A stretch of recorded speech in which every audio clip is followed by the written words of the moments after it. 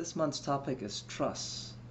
I just want to use a quick example to illustrate how the yin and yang can explain the phenomena of trust.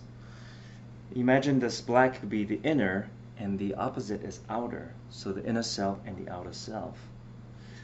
So have you ever come across a situation where a person is putting a high amount of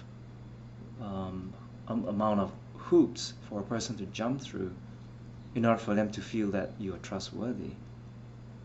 So you can see that this is the outer trust they are seeking. But if you follow the trail into the hidden, as you can see, this white is appearing as a dot here. It says that their inspiration comes from the inside of themselves. It has nothing to do with you as being trustworthy or not, rather that they have an inner trust issue.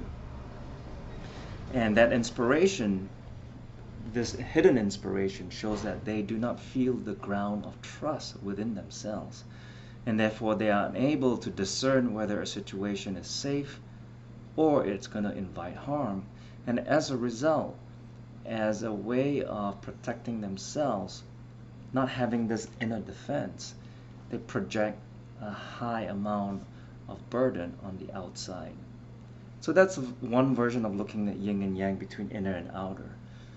Oftentimes, a person who is trying to make others dance around their landmines or hoops has serious trust issues within. They haven't developed the ground for trust.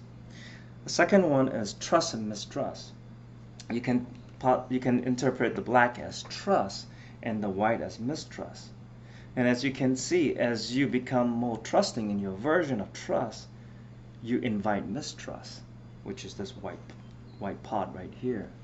And as we develop certainty in our version of trust, we actually are becoming more toppable, because the reality, the chaos of reality, is it does not dance to our conceptual rails of reading it as fixed and linear. Whether it has an ugly side to it, that will topple us.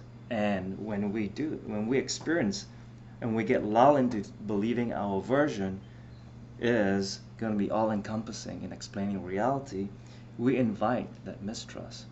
Similarly, in mistrust, as we experience the crushing effects of mistrust, we are seeking trust.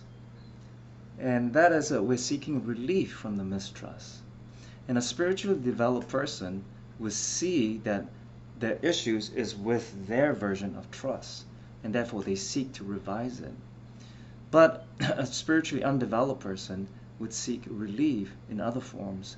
They would gravitate to dogma or isms or extremisms. Terrorism is one form.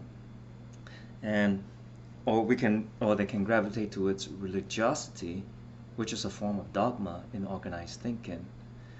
Or codependence, having a relationship with a person they feel that has a narrow bandwidth that they feel they are in control. So hopefully this is a good primer for this month's topic, trust.